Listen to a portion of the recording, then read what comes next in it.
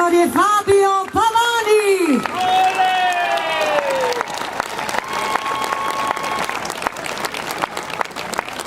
Vieni Fabio.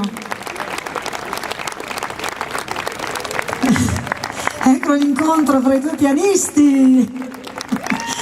Allora io ci tengo a dire una cosa, Fabio non sembra, ma in queste cose è molto timido.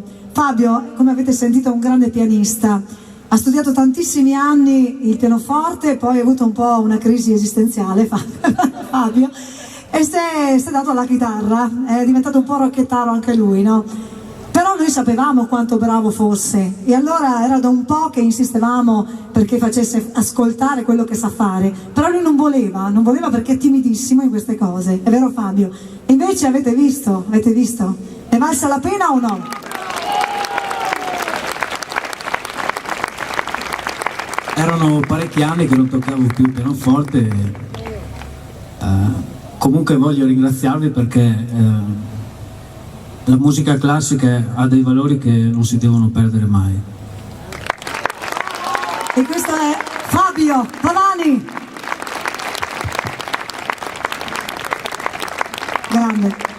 Lascio la parola al maestro Ray Giardini. Non sapete, sta tremando, Fabio sta tremando. Prego maestro.